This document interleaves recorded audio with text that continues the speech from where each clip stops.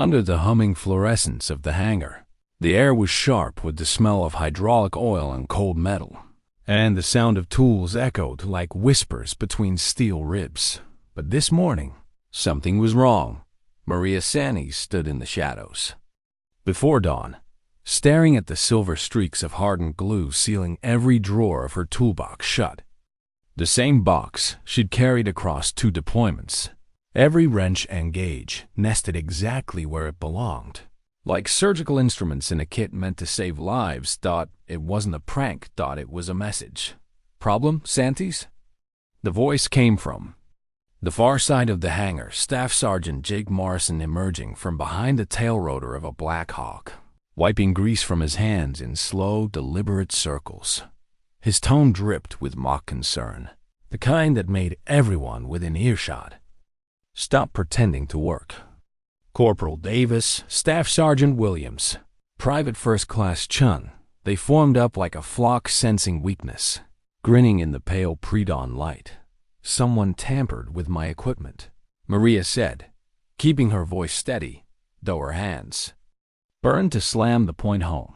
Morrison wandered over, bent to examine the damage, running a finger over the dry glue like he was testing the edge of a blade. Looks like you spilled something, he said, straightening with a smirk. These things happen when you're not used to real field conditions. A little chuckle, eyes watching her reaction. Maybe you should requisition some basics from supply, like the rest of us started with. The implication was clear, that she hadn't earned her place here, but she had, top of her advanced tool certification course, got 2 choppers, rebuilt from wrecks other mechanics called hopeless. And yet here among 37 aviation specialists, she was the only woman.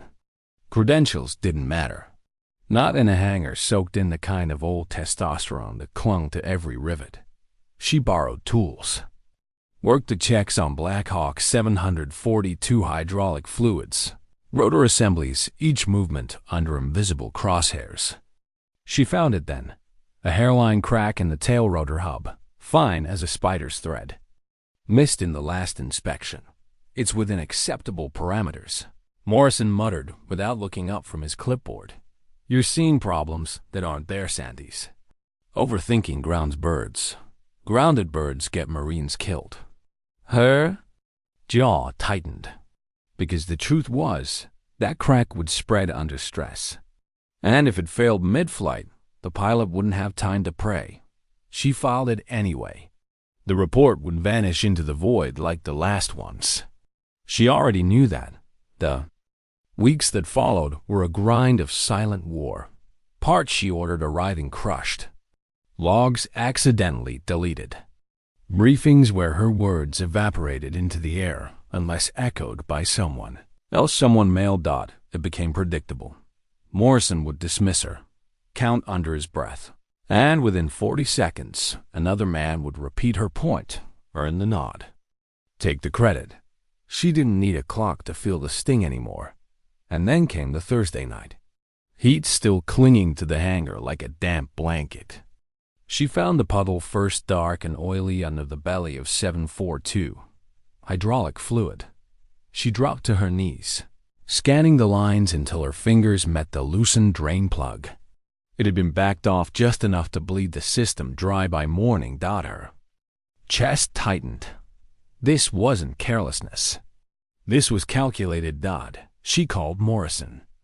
He took his time arriving, Davis and Chun in tow. They stood under the harsh lights as she pointed to the tampered plug. You're being paranoid, Morrison said. This isn't normal wear. Someone deliberately what? He snapped, stepping close enough she could see the sweat along his hairline. You think one of us is trying to kill Marines? The air shifted. Davis's eyes hardened. Chun's lips pressed tight. I'm saying if this bird takes off tomorrow, 12 Marines could die. What we're not going to do, Morrison said to the others, like she wasn't there, is ground a good bird because our newest mechanic is seeing ghosts. Deadweight trying to cover her own incompetence. Deadweight. The words stuck, even after they walked away. Whispered later in mess halls. murmured at shift change. The only thing sharper was the memory of the hydraulic fluid still under her nails as she sat alone in her bunk, knowing someone was already planning their next move. The alarm hit at 0445. Emergency. Resupply to Outpost Bravo, heavy casualties, urgent medevac, ammunition run. She hit the flight line running, stomach clenched, the same thoughts circling. Urgent missions are when mistakes kill fastest. 742 waited. Rotors still, under the glare of the floodlights. Maria ran her hands along the lines, checked the fluids. Everything looked fine until she knelt near the main landing gear. Metal shavings. Tiny, fresh, sharp enough to catch the light like glitter. She followed them with her flashlight. Found. A coupling scored with fresh tool marks. Tampered. Waiting to fail under stress. Santis? Morrison's voice cut across the tarmac. What's the holdup? We've got Marines bleeding out. I need to inspect the hydraulic system, she called back. No time for paranoid inspections, he snapped. Outpost Bravo is under siege, sir. I found evidence of evidence? He laughed, loud enough for the captain approaching to hear. She found some shavings near a bird. That's called normal. Captain Rodriguez's eyes shifted between them. How long for inspection? 2 hours minimum. Negative. We launch now. Maria felt the weight of 47 lives press into her ribs. If she let that aircraft go, they'd be dead before sunrise. Captain, please. Rodriguez cut her off. We're taking 743. Santis, you're grounded. Psychological level pending. She froze as the crew began pre-flight on 743. She hadn't even looked at that bird yet. And then she saw it, the perfect trap. The saboteur hadn't picked a single target. They'd counted on her to ground the primary, which meant the backup was already a coffin. Check the hydraulics on that one, too. She shouted, running toward it. The rotors drowned her voice. Morrison's hand yanked her back. Stand down. That's an order. 743 lifted into the gray morning. For a heartbeat, she almost wished she'd been wrong. At 2,000 feet. The nose pitched. Violent shudder. Smoke. She didn't need the radio call to know. Mayday. Bird 743 is down. 47 souls on board. Morrison's face went pale. The hangar erupted in chaos. And Maria stood rooted, watching the column of smoke rise over the mountains, knowing she'd been played. The only bird left to reach them was the one she'd grounded, and the saboteur was still here, somewhere, waiting for their next move. The hangar had shifted from the slow, echoing rhythm of routine maintenance to the jagged urgency of combat readiness. But under that noise was something else, something colder. Maria could feel it, the same way she'd felt it in the minutes before a bird went down. A tightening in the chest. That silent clock ticking somewhere she couldn't see. They had one aircraft left, 742. The one she'd grounded. The one she hoped wasn't carrying the same kind of trap that had killed 743. She was already halfway inside the open maintenance panel when Captain Rodriguez appeared at her shoulder. His jaw was locked tight enough to strain the muscle in his cheek. Can you get it flight ready? That depends on what I find, she said without looking up. You've got 30 minutes. Her fingers kept moving, tracing lines, tightening. Fittings, her flashlight beam cutting into corners, no one else bothered to check. Every time she thought she'd found the last sign of tampering, another revealed itself, microscopic scoring on a coupling. Backup lines routed wrong, redundant controls compromised in ways so subtle they could pass inspection unless you'd lived inside these systems. She paused, her mind replaying the captain's roster from earlier briefings. Advanced hydraulic certification. That narrowed it to 4 people. Her, Morrison, Williams, Davis. She felt her stomach turn. All of them were either on this crew or standing within reach of the bird right now. Sir, she said slowly, Who's assigned to the rescue flight? You, Morrison, Williams, Davis, and Jackson as medic, Rodriguez said. Still scanning. The mountain's daughter knuckles tightened around the wrench. One of them is going to try to make sure we never reach that crash site. Rodriguez's eyes snapped to her. He didn't ask if she was sure. Maybe he'd seen enough. Maybe he just didn't have another option. Then you'd better be ready to stop them. The flight crew moved with grim efficiency, each man carrying the weight of 47 brothers pinned down in hostile terrain. Maria watched Davis out of the corner of her eye as they loaded gear. He didn't look nervous. That bothered her. They lifted off 20 minutes later. Maria in the pilot's seat, Morrison beside her, Williams and Davis manning the cabin, Jackson checking medical supplies. The first 15 minutes were uneventful. Just the thrum of the rotors and the constant correction Maria had to apply to keep the bird level. Her repairs had held, but the controls weren't smooth. She could feel resistance in the primary system, like flying with one wing dipped. Then, without warning, the collective control grew heavy under her hand. It was like trying to lift the entire aircraft with a dead arm. We're losing primary hydraulic pressure, she said into the intercom, already scanning the gauges. Williams started toward the rear to check the lines. Davis stayed near the open door. And then she saw it's just a flicker of movement. Davis leaning toward an electrical access panel, his body angled just enough to block the view. Davis, what are you doing? Morrison barked. Checking electrical connections, he said easily. Hydraulic pumps are electrically driven. Could be a power issue. But Maria had worked beside him too many times not to know the truth. That wasn't troubleshooting. That was planting a kill shot. Morrison, take the controls, she ordered. What? We're in hostile airspace. Take the damn controls. She was already unbuckling, fighting the lurch of the bird as Morrison grabbed the stick. Cabin narrowed around her as she moved, the roar of the rotors turning into a single hard beat in her ears. Davis looked up just as she closed the distance, and his hand went for his sidearm. She hit him before he could clear the holster, the two of them slamming into the wall. The helicopter dipped dangerously under the shift imbalance, Morrison swearing. From the cockpit as he fought it, "He's the saboteur!" She shouted over the noise, wrestling for control of Davis's weapon. Williams froze for a second, then moved to help, but Davis twisted, broke free, and leveled the pistol. Stay back, he warned, his voice tight and desperate. The truth was written across his face.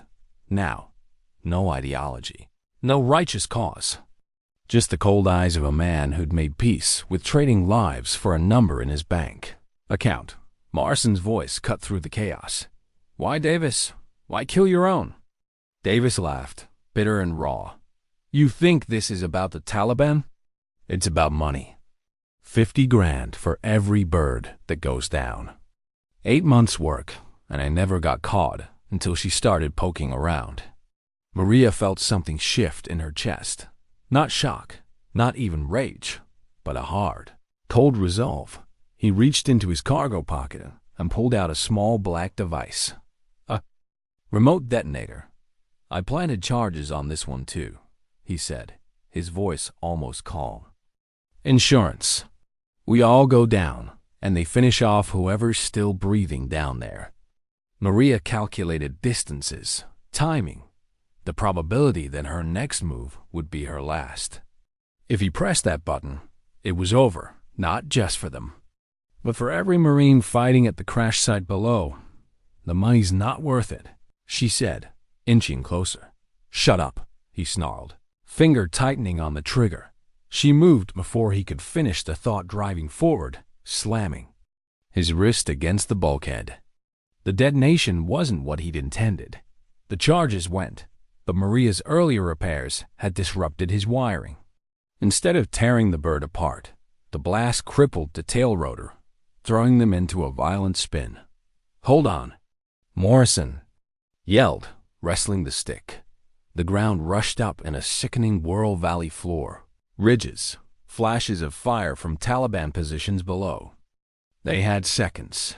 The Black Hawk hit hard, skidding across the rocky ground in a spray of dust and debris, coming to rest less than 50 meters from the wreckage of 743. Maria's vision went white, then blurred with blood from a gash above her brow. "Everyone alive?" Morrison's voice, strained but steady. Williams groaned from the cabin. "Alive. Davis is out cold hand zip-tied." Maria forced herself upright, looking through the shattered windscreen at the fight raging beyond. Muzzle flashes from the ridges. At least 30 enemy fighters closing in. And somewhere inside that wreck of 743-47 Marines who still had a chance. She climbed out, the cold air burning her lungs, and ran toward the voices calling from the twisted metal. "Fixing your ride home," she told the down pilot. Already scanning the wreckage. Transmission cracked. Rotor assembly gone, but the tail rotor intact. Hydraulic reservoir holding. Morrison limped up beside her. "Maria, this bird is totaled." "There's always a way," she said, the idea forming in her mind like a blueprint, snapping into place. It was insane. Cannibalize both aircraft. Make one flyable machine. We strip everything non-essential, she ordered. "Seats, armor, ammo, gear, this is a bus now, not a gunship." The Marines moved without question, covering each other under fire while others ripped apart systems that had taken years to assemble. The tail rotor transplant was the worst of it. 200 pounds of precision equipment that had to be aligned perfectly or the aircraft would shake itself apart. They worked with improvised tools under a rain of sniper fire, sweat cutting through, grease on their faces. Hours blurred into minutes. And when it was done, the thing sitting on the valley floor didn't look like salvation. It looked like a Frankenstein bird. Mismatched panels, jury-rigged linkages, weight balance all wrong. "We'll have to fly it manual," she said. "No autopilot, no stability August." "With 94 people aboard?" Morrison asked quietly. "One mistake, we all die," she said. "So I won't make one." The Taliban broke cover as they loaded, mortar thudding into the dirt around them.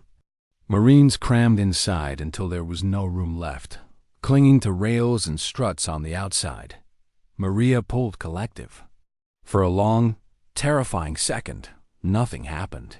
Then slowly the bird rose. The climb was agony. Every vibration, a reminder that the tail rotor was seconds from tearing itself free. At 500 feet, the shaking turned violent. She had maybe 5 minutes before catastrophic failure. "Base, this is Santis," she radioed. "Emergency approach.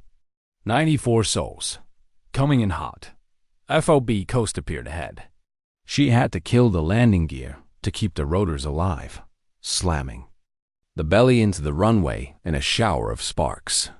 The bird slid 200 meters before grinding to a stop. And then it was quiet. They were all alive. The runway was a blur of movement, but all Maria could hear was the deep, uneven thud of her own heartbeat, not the shouting Marines swarming toward the bird, not the scrape of stretchers on asphalt, not even the hiss of hydraulic fluid venting. From the crippled machine, she kept her hands on the controls for a moment longer, even though the engines were already winding down. The stick felt alien now, trembling faintly under her fingertips, like it wanted to remind her how close it had come to tearing itself from her grip mid-air. Her breath came slow, deliberate. She didn't want to let go yet. Because the moment she did, this flight, this impossible, stitched together miracle would belong to everyone else. Reports, medals, rumors, apologies. None of them would know how close she'd come to losing all of them over the mountains. Maria. The voice pulled her back. Morrison was at the side window, his arm in a makeshift sling, his uniform streaked with oil and blood. His face was pale, but his eyes were locked on hers. "I owe you an apology," he said. The words were flat, almost clinical, but she could feel the weight under them. She didn't answer right away. She just nodded once, slow. There'd be time for more later, if there was going to be a later. When she finally unstrapped and climbed out, the sunlight hit her like a hammer. The heat from the tarmac mixed with the metallic scent of burning insulation. Marines moved and practiced chaos medics triaging the worst cases, crew chiefs swarming the bird for a damage assessment. Somewhere behind them, she could hear the whine of a medevac Huey spooling up. She stepped aside for a corpsman carrying a wounded Marine on a litter. The man's eyes half closed, but still tracking her as she passed. He gave the smallest nod. She returned it. Neither of them said a word.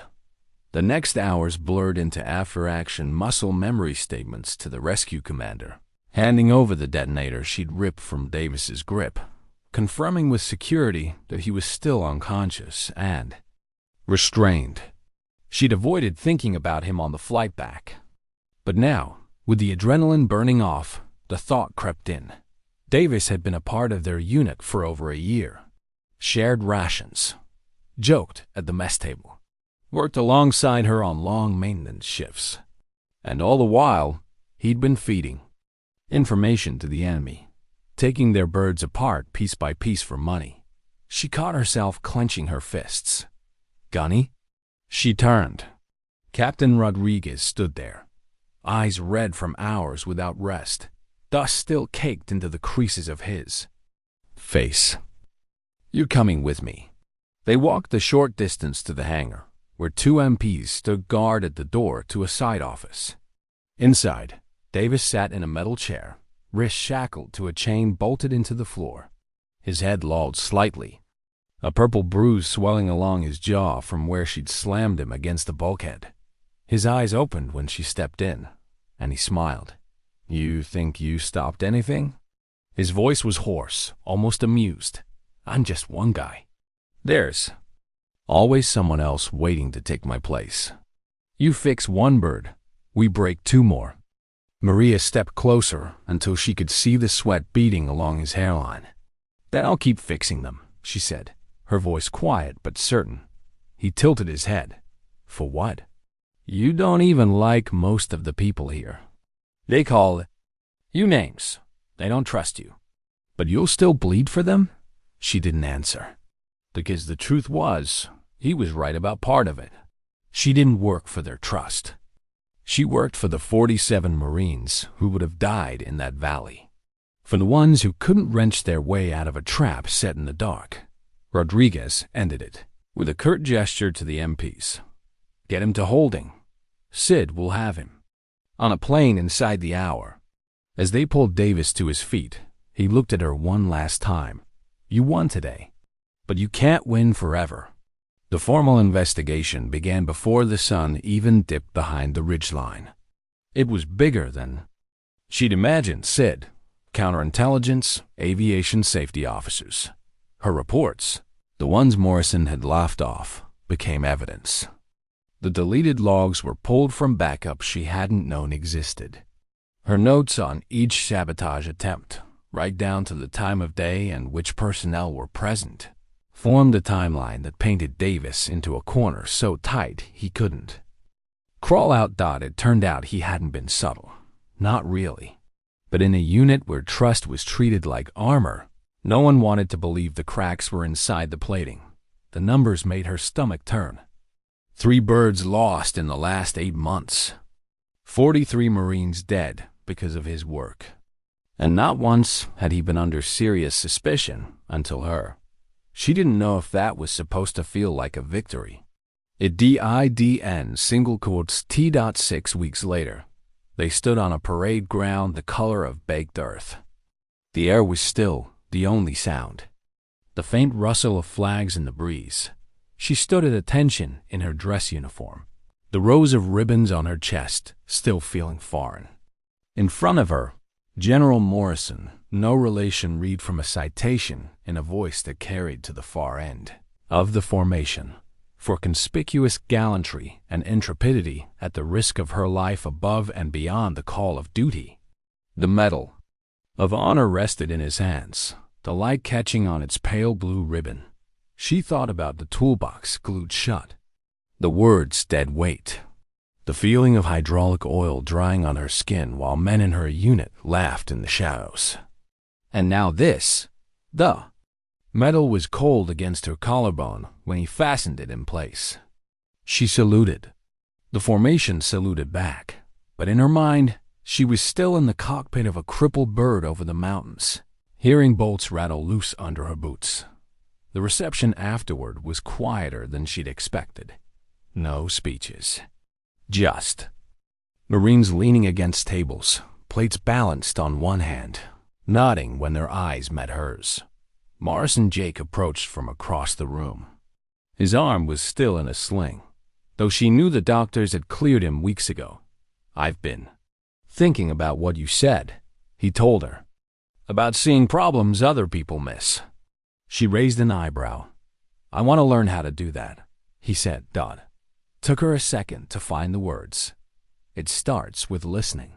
Especially when you don't want to hear what someone's telling you." For a long moment, they just stood there, the noise of the room folding around them. Then he nodded once and moved on.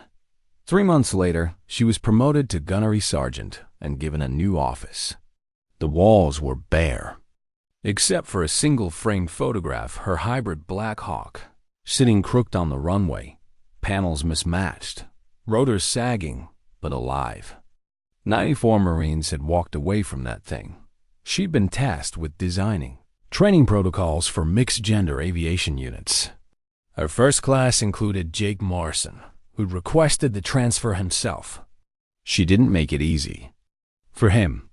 She didn't make it easy for anyone. In the hangar, she caught him one day with his hands inside an access panel, tracing a hydraulic line to its source. His expression was tight with concentration. "What do you see?" she asked. "Nothing. But I'm not sure if that's good or bad," he said. She almost smiled. "Then you're starting to get it." Sometimes, late at night, she'd think back to what Davis had said in that office.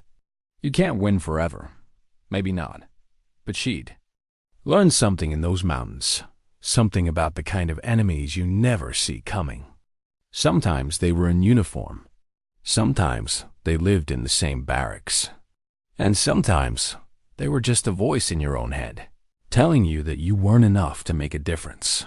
She'd proven that voice wrong, and as long as she kept proving it, one fix at a time, one flight at a time, forever didn't matter. It started with the sound of rain on the hangar roof, not the soft, steady kind that lulled you into forgetting where you were, but the hard, metallic drumming that made every noise inside echo sharper. Maria was leaning over a stripped-down transmission when she heard the knock at her office door. It wasn't a timid knock. It was 3 quick raps, precise, almost mechanical. "Come in." Jake Morrison stepped inside, already out of breath, rainwater dripping off his cover. "We've got a problem." Her hand stilled over the gearbox. It was in the tone low, tight, the same one people used when there wasn't enough time to explain. He set a folder on her desk. Inside were photographs, close-up shots of rotor assemblies, hydraulic lines, electrical panels. She recognized the camera work immediately. Military inspection photos, taken for maintenance logs. "These were pulled from the last inspection cycle," he said. "Routine check before tomorrow's flight ops." I ran them through the cross-check. "You taught me." Maria frowned. "And?" He tapped a finger against the third photo, an image of a hydraulic line coupling, the metal scored with faint scratches. Not enough to fail inspection, not enough to trigger a replacement order. But she'd seen those scratches before. "This is the same pattern Davis used," Jake said. Her gut went cold. She flipped through the rest. 2 more birds showed similar markings, different systems, but the same deliberate signature. "How many people know about this?" she asked. "Just me. And now you." They didn't call Rodriguez yet. Not until they were sure. Maria learned the hard way that calling out a saboteur without proof was like cutting your own throat in public. They started with the inspection logs. Whoever had done this knew better than to touch the primary records. They'd been updated in sequence. Every signature in the right place. But the parts orders told a different story. Replacements requested but never installed. Requests canceled mid-processing. Someone had been playing the long game. By 0200, they had a list. 8 mechanics had access to those birds. 5 had the certifications to pull this off. 2 had been on shift during the suspicious maintenance cycles. 1 name overlapped every time. Staff Sergeant Will Harlan. Harlan had been around longer than Maria. He was one of those mechanics whose reputation floated ahead of him, calm under pressure, good with his hands, never made a scene. She'd worked with him once or twice, but he kept to himself, his humor dry and harmless. That was the problem. Men like Harlan didn't fit the profile people wanted for traders. She and Jake found him in the tool cage at 0430, logging out a set of torque wrenches. "You're in early," Maria said. He looked up, smiled faintly. "Early bird gets the flight hours." She stepped closer, holding up one of the photographs. "You recognize this?" He took the photo, studied. It shrugged. "Looks like wear and tear." "Wrong," she said quietly. "It's staged." Jake moved in beside her, not blocking the exit, but close enough to make the message clear. "We've seen this pattern before." Harlan's gaze flicked between them. No fear, no defensiveness, just calculation. "You think you've got it figured out," he said. Maria didn't move. "I think you've got one chance to tell us. Why before we take this to Rodriguez?" He set the wrench case down on the bench, wiped his hands on a rag. "If I tell you, I'm dead. If I don't, you'll try to make me dead." "No one here's looking to kill you," Maria said. Harlan laughed under his breath. "You still think this is about the Taliban?" Davis was small time. He played for scraps. This, he tapped the photo, is bigger, smarter, and it's not going to stop. "Who's paying you?" Jake asked. Harlan's eyes narrowed. "You ever wonder why our birds end up in the worst airspace at the worst times? Why we keep flying missions with one backup instead of 2? Somebody's making sure those odds stay stacked. And it's not coming from the bottom." Maria felt her jaw tighten. "Names. You wouldn't live long enough to use them," he said simply, "and neither will I." They didn't arrest him right there. That would have been too easy and too dangerous. Instead, Maria shadowed him through the day, watching his every move, noting every person he spoke to. He was careful. Never lingered in one place too long. Never touched a system without a second set of eyes nearby. It was like he knew she was watching. By evening, she had a headache from grinding her teeth. Jake met her in the mess hall, dropping into the seat across from her. "You're not going to catch him in the act," he said. "He's too smart for that." "Then we make him think he has to move fast," she replied. The bait was simple. A mission scheduled for dawn, high priority, with a single Black Hawk slated for a rapid extraction over hostile ground. The perfect kind of mission for someone to compromise. Maria put herself on the roster for that flight, made sure Harlan saw her name there. She even, accidentally, left the maintenance panel open during pre-flight checks that night, walking away long enough for anyone to slip in. Unseen, they hid a micro camera inside the panel housing, its feed streaming to a secure laptop in her office. Then they waited. Hours passed. Midnight came and went. She dozed in the chair, the glow of the laptop screen painting the room in cold blue light. At 0317, the motion sensor triggered.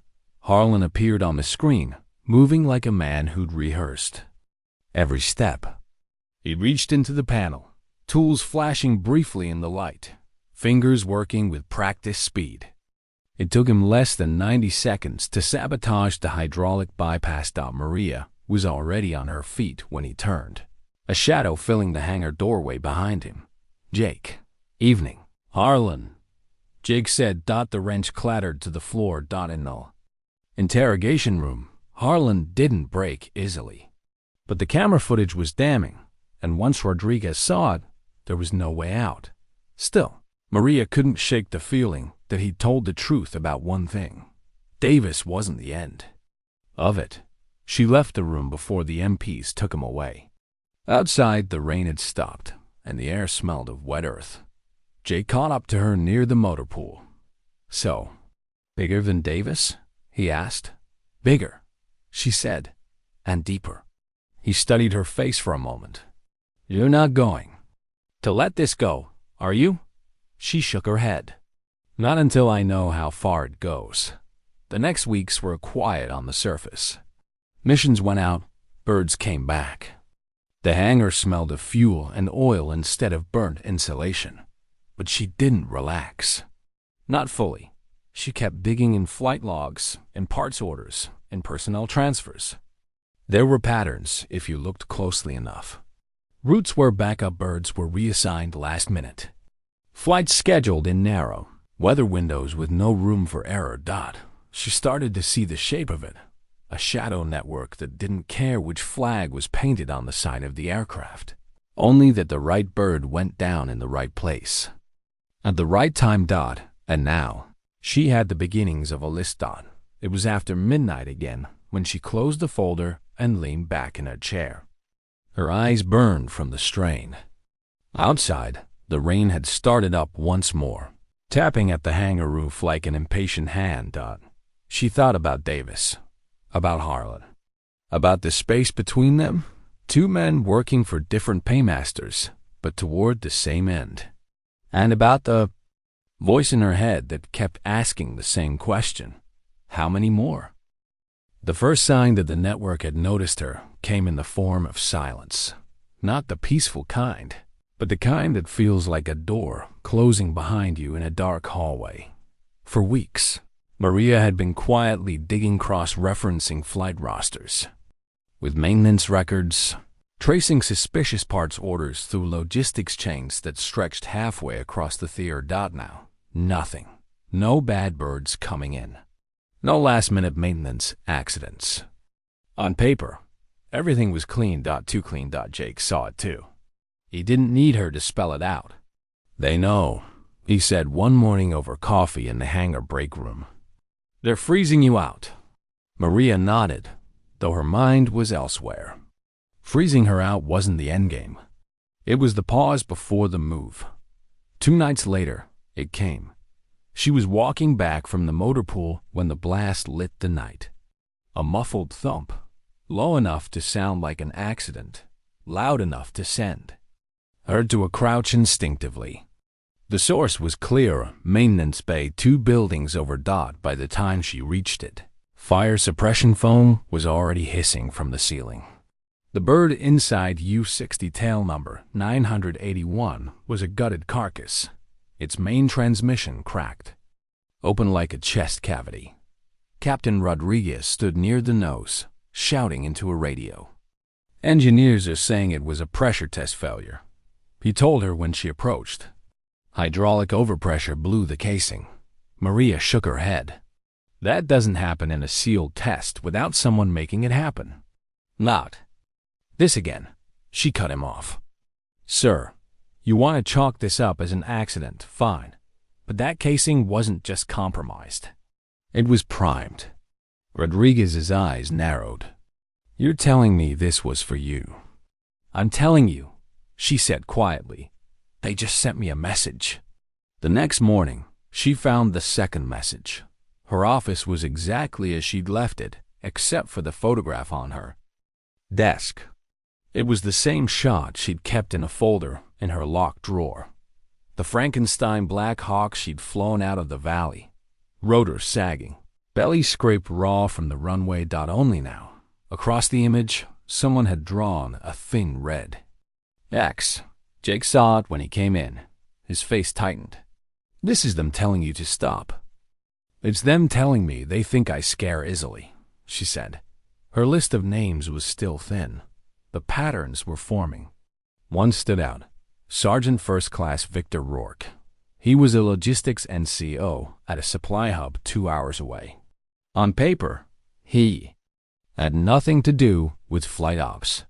In practice, Maria could link him to at least 4 suspect maintenance parts orders, including the tail rotor Davis had compromised. Problem was, Rourke was beyond her jurisdiction. If she wanted to talk to him, she'd have to go there. And she'd have to do it without setting off the tripwires the network no doubt had in place. Jake didn't like it. You show up on his turf, they'll know you're not just poking around anymore. You're tearing at the seams. Good, she said. They took an unmarked Humvee under the pretense of delivering non-critical parts. The supply hub was smaller than she expected, a scattering of warehouses ringed with wire and floodlights.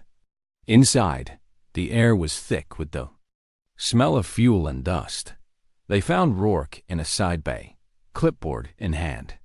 He was tall, broad-shouldered, with the kind of easy posture that came from knowing you didn't answer to anyone in the room. You're a long way from your birds. Santis, he said when she introduced herself. I'm here about a tail rotor assembly you processed 3 months ago, she said. Serial number ending in 24 Bravo. He didn't even look at the clipboard. Don't know it. Her eyes stayed on him. It was installed on a Black Hawk that went down in hostile territory. The maintenance order came from your hub. Sounds like you're accusing me of something. I'm giving you a chance to tell me why your name's on a parts order. That should have gone through a different supply chain. For a second, his eyes hardened. Then he smiled faintly. You ever think maybe you're not seeing the whole picture? Maybe you're chasing ghosts while the real game's happening over your head. I've been told that before, she said. They didn't get much more out of him. He was too careful, too smooth. But as they turned to leave, Maria caught the smallest flick of his eyes toward a corner workstation, a battered metal desk with a closed laptop on it. She didn't need to open it. She just needed to know it was their dot. They were halfway back to the fob when the ambush hit. The road cut through a narrow wadi, rock walls rising on both sides. The first RPG struck the ground 10 meters ahead, the blast rocking the Humvee onto 2 wheels before it slammed back down. Small arms fire erupted from both ridges. Jake was already on the gun, laying down suppressive bursts. Maria floored the accelerator, the engine screaming as they plowed through the kill zone. Another round hit the rear quarter, tearing through the cargo compartment and igniting something that smelled like burning rubber. They didn't stop until they were 2 miles clear. Jake dropped back into the seat, face pale. They knew we were coming, he said. No, Maria said, heart still hammering. They knew we were leaving. Back at the FOB, she filed the ambush report to official channels, careful to keep her conclusions out of it. But inside her own head, the equation was simple. Rourke had eyes on her before she ever stepped into that bay, which meant the network had access to movement orders, which meant this wasn't just a maintenance problem, it was a command problem. The next week was a test of patience. Missions went out. Birds came back. And then the request came down from above. Maria was to be assigned as lead mechanic on a high-value extraction in a contested sector. Everything about it stank. One bird. No backup. Flight path through a valley with limited comms coverage. A minor delay in parts shipment that meant she'd be working up until the last hour before launch. She stared at the assignment sheet for a long time before calling Jake. They're setting the table, she said. For you? For the whole crew. I'm just the excuse. She didn't sleep that night. Instead, she went over the bird inch by inch, pulling panels, checking systems she'd already checked twice. She found it at 0245, a bypass valve installed backward, subtle enough to pass visual inspection, but guaranteed to fail under sustained load. It was too easy, too visible. which meant there was more. She found that two wiring routed through an auxiliary panel where it didn't belong. She traced it to a small device, no bigger than a deck of cards, taped behind the panel wall. A GPS transponder. Not standard issue. They weren't planning to make the bird fail. They were planning to make it TRCKABLE. Thought by dawn, she'd replaced the transponder with a decoy unit of her own one that would transmit false coordinates. She left the bypass valve in place, but modified it so it wouldn't fail as intended, just long enough to keep the saboteur believing the plan was on track. She didn't tell Rodriguez. Didn't tell anyone but Jake. The fewer who knew, the better. Flight launched at 0700. She was in the cabin this time, tools at her feet, eyes scanning every gauge and dial in reach. The extraction point was a dusty ridge overlooking a dry riverbed. The evac team moved fast, loading civilians into the cabin under the cover of gunships orbiting overhead. At 0726, she saw two technicals cresting a ridge 3 kilometers. Out, moving fast. Too fast to have been in the area by chance. They're here for us, Jake said from the cockpit. No, Maria said. They're here for where they think we are. 10 minutes later, the false coordinates she'd programmed led the technicals into an empty valley 20 kilometers away. The extraction berg lifted clear, the civilians strapped in and wide-eyed. She didn't relax until they were back over friendly lines, but the victory was thin. Someone in her chain had greenlit that mission profile knowing it was bait. The network wasn't just surviving, it was adapting. And now Maria knew they were done trying to scare her off. The next move would be to take her out completely. It was the quiet afterward that told her the next strike was already in motion. No congratulations for the extraction. No mention of the fact her decoy had sent the ambushers chasing. Shadows. Just silence. The kind that hides in corners and waits. Maria had seen this pattern before after Davis, after Harlan.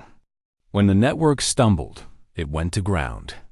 And when it came back up, it came back sharper. By the third day, she stopped waiting for an official reaction and started digging again. The first clue came from an unlikely place, the motor pool. She was walking past when a corporal flagged her down, asking if she'd sign off on a requisition form for a generator part. She almost waved him off until she noticed the part number. It wasn't for a generator at all. It was a hydraulic pump used in UH-60s. The order was routed through an account tag for miscellaneous ground support. The kind of paperwork that could hide in plain sight until someone was desperate enough to look at the fine print. Who signed this request? She asked. The corporal shrugged. Came through on a blanket approval from the XO's office. Her gut tightened. The XO Major Preston Hale had authority over both logistics and flight operations. It wasn't proof, but it was the first time a name in the command column had overlapped with the sabotage patterns. She found Jake in the avionics bay, elbows deep in a panel. You ever work with Holly? She asked. Only in briefings. He said. Keeps to himself. Old school. Likes his chain of command neat. Needs one word for it. She handed him the requisition form. He signed off on a hydraulic pump going through ground support instead of aviation maintenance. Same kind Davis used. Jake read it twice, his jaw tightening. If Hale's in it, that explains a lot. It explains everything, she said. That night, she stayed late in her office, tracing Hale's approval history. It was a rabbit hole of carefully disguised orders parts routed through unrelated units, maintenance delays blamed on weather or supply shortages, mission profiles adjusted at the last minute to push single bird ops into high-risk zones. It was all there, and it had been going on for years. She sat back, the glow of the monitor washing her face. This wasn't just one officer lining his pockets. This was a node in something bigger, something she couldn't tear out with a single arrest. If she went to Rodriguez now, the file would disappear. She'd disappear, which left her one option. She'd have to catch Holly. In the act, the opportunity came faster than she expected. 3 days later, a high-priority mission request landed in her inbox, a medevac into a contested district. The kind of mission that could justify rushing a bird into the air without full redundancy. Maria recognized the setup instantly, and this time, the paperwork trail ran straight to Hale's signature. She went to Rodriguez's office under the pretense of confirming parts availability. "Sir, who's flying the medevac tomorrow?" "Chief Warren Hines and crew," he said. "Why?" "No reason," she lied, because she already knew that if Hines went up in the assigned bird, he wouldn't be coming back. That night, she pulled Jake aside. "I'm taking Hines's place." He stared at her. "You're volunteering to be the target?" "I'm volunteering to be the bait," she corrected. She spent the night combing through the bird. She found the first sabotage in under an hour, a bypass valve partially disassembled, its retaining pins cut halfway through so they'd shear under pressure. She didn't remove it. She reinforced it with an invisible sleeve so it wouldn't fail when the saboteur expected. The second was harder, a relay in the avionics suite, rewired to cut power to the hydraulic pumps. She rewired that too, but left a trigger switch in place. If she could catch the signal being sent, she'd have her proof. By 0500, she was ready. They lifted off at dawn. The medevac pickup point was a rubble-strewn schoolhouse on the edge of a bombed-out village. Civilians were already clustered outside, a few of them injured, all of them wide-eyed at the sight of the bird descending. Maria stayed on edge as they loaded the casualties, scanning every gauge. 10 minutes into the return flight, the warning light flashed: primary hydraulic failure. She didn't flinch. The reinforced valve held. "Backup's dropping," Jake said from the co-pilot seat. Maria glanced at the panel. The avionics relay was the one Hale's network had rigged. She flicked a hidden switch, rerouting the power through her own bypass. The pumps roared back to life, and in the same second, the signal pinged on the secure tracker she'd hidden in the relay. Transmission burst sent to a receiver less than 2 kilometers from base. Back at the FOB, she didn't go to her office. She went straight to the motor pool, Jake at her side. The tracker led them to a nondescript Humvee, parked at the far edge of the lot. Inside, under a tarp, was the receiver still warm. And behind the wheel, sipping coffee like it was any other. "Morning," was Major Preston Hawley. "Going somewhere, sir?" Maria asked. Hawley didn't startle. He just looked at her, then at Jake, then back at her. "You think you've got it figured out?" "I know I do," she said. "You've been feeding intel on compromised birds into the field for years. You've killed more Marines than some of the people we're sent here to fight." Hale's smile didn't reach his eyes. "You have no idea how high this goes." Maria stepped closer, close enough to smell the bitter coffee on his breath. "Then maybe you can explain it to CID." The MPs had him in cuffs within the hour. The investigation that followed was classified before it even began.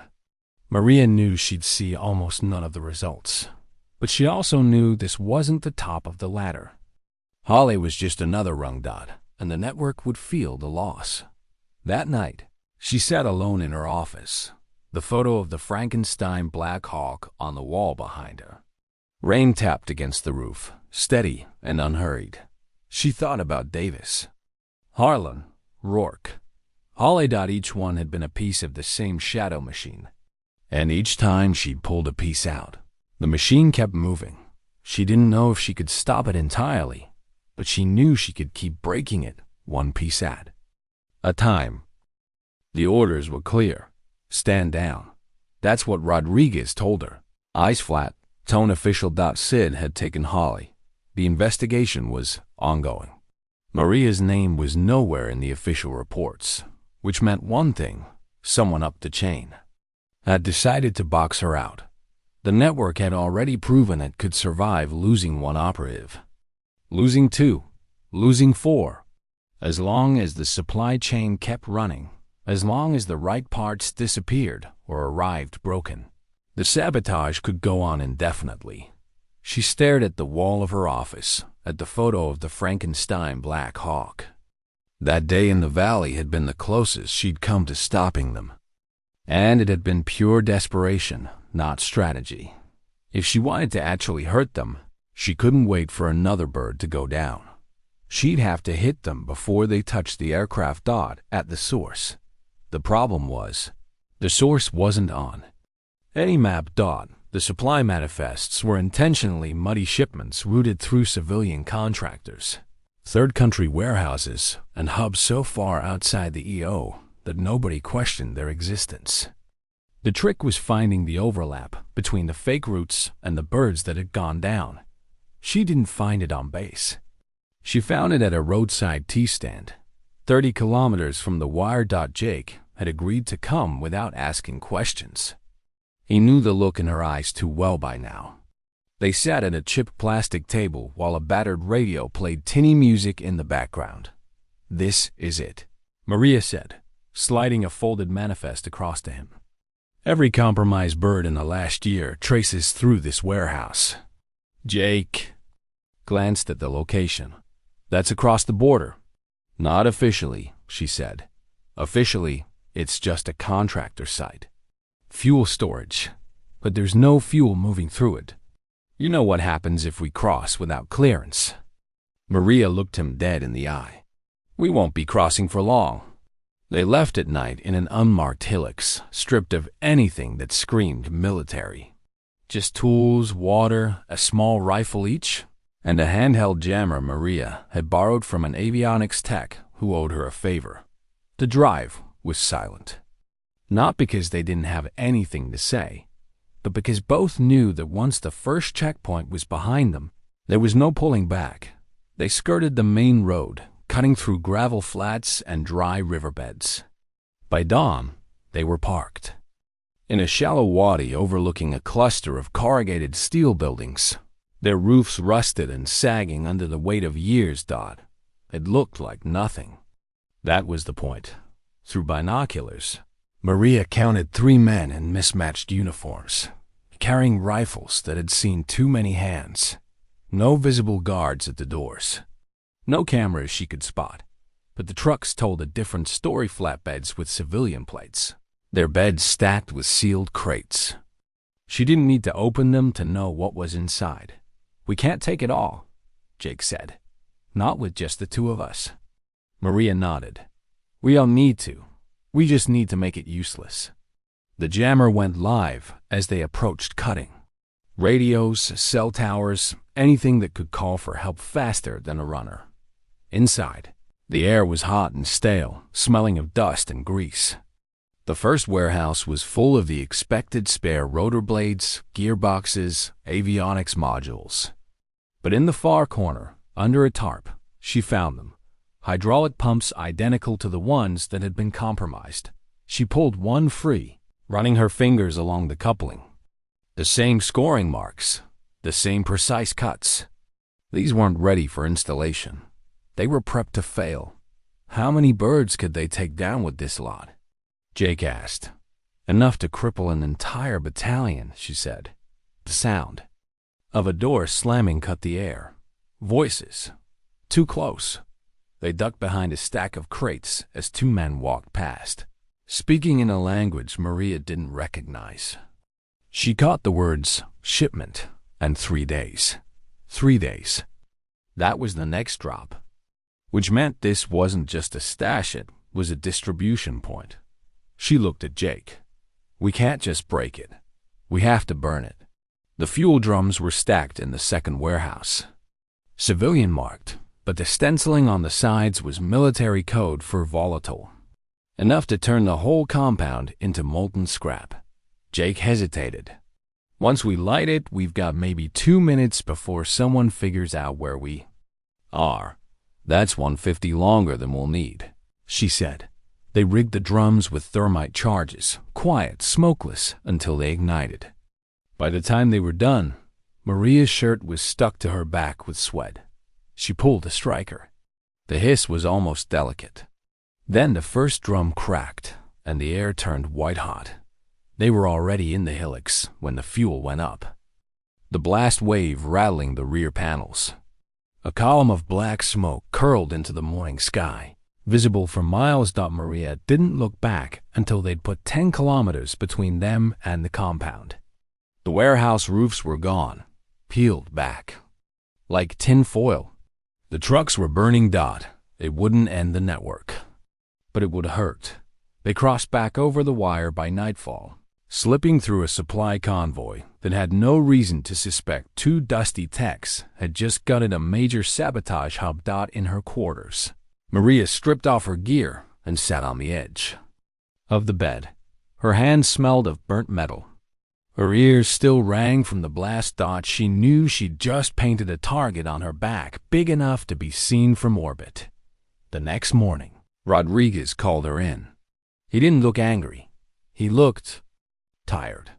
"I don't know what you did," he said, "and I don't want you to tell me. But I've already had 3 phone calls about a fire across the border." Maria stayed silent. Rodriguez exhaled. "Whatever you're poking at, it's bigger than you think. And they're not going to let you keep poking without poking back." That night, she found a note slipped under her door. No signature. Just 2 words, printed in block letters. "Next time." E-paper smelled faintly of hydraulic oil. The note stayed on her desk all night, its weight out of proportion to its size. 2 words. Next time. It wasn't a threat. They'd already tried to kill her. It was a promise. By morning, Maria had gone over every possibility in her head. A rigged bird, a training accident, even something as simple as a bullet in the back of her skull. While she walked from the hangar to her quarters, they'd proven they could reach her anywhere. But that didn't scare her anymore. It made her angry. The day began like any other. Too many tasks, too few hours. Jake found her elbow deep in the guts of a gearbox, his expression grim. "You see the flight board?" he asked. She shook her head. "They've put you on maintenance lead for the CAG's inspection flight tomorrow. 1 bird, no backup. Full load of VIPs." Her hands stilled. A 1-bird VIP flight was a bad idea on its best day. With the network gunning for her, it was practically gift-wrapped. "You think they'll try something during the flight?" Jake asked. Maria shook her head slowly. "No. They'll make it look like I caused it before we ever get off the ground." She started her own inspection that night, hours after the hangar had gone quiet. The bird was pristine on the surface. New paint on the access panels. Logbooks signed off by names. She didn't trust Dodd. She tore into it anyway. The first thing she found was a torque wrench left in the aft avionics bay deliberate, placed where the vibration of takeoff would rattle it into a bundle of high voltage cabling. The second was worse. A pressure regulator in the hydraulic system, set to spike well above safe limits the moment the rotors reached full speed. It wouldn't just cause a failure, it would blow the system, coat the cabin in atomized hydraulic fluid, and turn it into an airborne torch. Maria sat back on her heels, staring at the gleaming metal of the regulator. It was almost perfect. Clean work. Someone who'd done this before. She pulled it out, replaced it with a functioning one from her own kit, and tucked the sabotage part into a canvas tool bag. Evidence. At 0400. She woke Jake with a call. "We're ending this tomorrow," she said. "How?" "We make them show their hand." The plan was simple on paper. She'd swap the compromise regulator back in at the last possible moment, after the saboteur had already confirmed it was there. But she'd also install a fail-safe bypass that would keep it from actually triggering a blowout. If she was right, they'd try to ensure she was the one in the cockpit when it happened. If she was wrong, she didn't let herself think about that. The morning of the inspection, the hangar buzzed with activity. The CAG and his entourage moved toward the bird, trailed by aides and security. Maria stayed near the maintenance bay, working the panel with the regulator just long enough to see movement out of the corner of her eye. Williams. He moved like he belonged there, nodding to a passing crew chief before ducking into the bird. Less than a minute later, he was gone. Maria opened the panel again. The regulator was set to spike. She signaled to Jake. "It's him," she murmured. Williams was part of the original list. Advanced hydraulic certification. Always near these birds that failed. She should have seen it sooner, but he'd been careful. Never the one holding the wrench when things went wrong. Until now. They didn't stop him right away. The CAG was already boarding, and if they pulled Williams off without proof, the network would bury it before she could get a word out. So she climbed into the cockpit herself, Jake sliding into the co-pilot's seat. At 40% rotor speed, the spike warning lit. Jake shot her a glance. She flipped a hidden bypass, and the pressure steadied. The regulator's sabotage never triggered, but the system still logged the signal. Evidence, time-stamped and indisputable. When they landed 40 minutes later without incident, she walked straight to Rodriguez's office. Williams was there, leaning against the wall, casual. "Something you want to tell me, Santis?"